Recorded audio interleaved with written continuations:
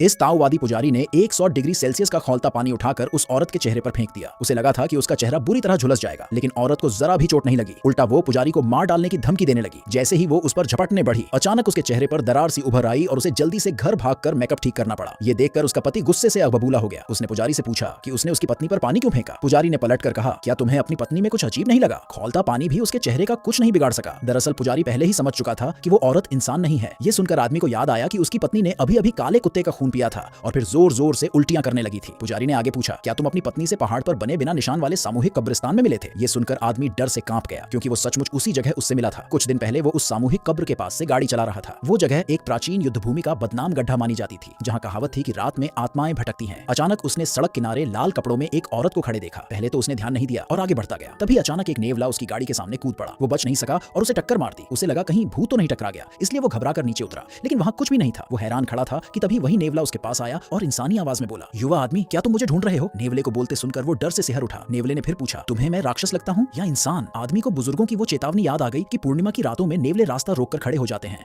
कहते हैं कि वो प्राणी रास्ता रोककर पूछते हैं कि वो इंसान जैसे दिखते हैं या राक्षस जैसे। आदमी को डर था कि अगर वो कह दे इंसान तो वो सच में इंसानी रूप लेकर लोगों को नुकसान पहुंचाएगा, और अगर वो कह दे राक्षस तो वो गुस्से में आकर उसे वहीं खा जाएगा। वो ऐसी मुश्किल में फंस गया था जहां कोई सही जवाब नहीं था। नेवला बार बार दबाव डाल रहा था और वो फैसला नहीं कर पा रहा था। तभी सड़क किनारे खड़ी लाल कपड़ों वाली औरत पास आई और बोली कि ये नेवला तो जेड सम्राट जैसा दिखता है। ये सुनते ही नेवला कांप उठा। अगर उसकी तुलना जेड सम्राट से कर दी गई तो ये उसके लिए विनाश का संकेत था। औरत ने उसे डांट कर भगा दिया और कहा कि ये आदमी उसका शिकार है। तब जाकर नेवला अनमने मन से वहां से चला गया। आदमी ने राहत की सांस ली और उस औरत का शुक्रिया अदा किया। औरत ने उसे लिफ्ट मांगी और उसने तुरंत हाँ कर दी। उसे उसकी असली पहचान पर जरा भी शक नहीं हुआ। उल्टा उसे लगा कि इतनी खूबसूरत औरत का उसकी गाड़ी में बैठना उसके लिए सम्मान की बात है। वो पहली नजर में ही उससे प्यार कर बैठा। सिर्फ 1 महीने बाद दोनों ने जल्दी जल्दी शादी भी कर ली। आदमी को बस एक बात अजीब लगती थी कि उसकी पत्नी हमेशा आधी रात को ही मेकअप करती थी। एक रात वो उसे दोस्तों के साथ हॉट पॉट पर ले गया ताकि अपनी खूबसूरत पत्नी का दिखावा कर सके। वहीं अचानक उनकी मुलाकात उसी ताओवादी पुजारी से हो गई। पुजारी ने ऐलान किया कि उसकी पत्नी इंसान नहीं है, लेकिन आदमी ने उसकी बात मानने से इनकार कर दिया। सबूत देने के लिए पुजारी ने 100 डिग्री का खौलता पानी उठाकर उसकी पत्नी के चेहरे पर डाल दिया। फिर भी आदमी अपनी पत्नी पर भरोसा करता रहा। पुजारी ने कहा कि खौलता पानी भी उसके चेहरे का कुछ नहीं बिगाड़ सका। यही इस बात का सबूत है कि वो इंसान नहीं है। अब औरत का चेहरा बिगड़ चुका था। वो जल्दी से घर भागी ताकि अपनी खाल बदल सके और उसे ठीक कर सके। आदमी आधा यकीन आधा शक में पड़ा घर की तरफ दौड़ा। वो चुपचाप दरवाजा खोलकर अंदर झांका और जो उसने देखा उससे वो डर के मारे जम गया।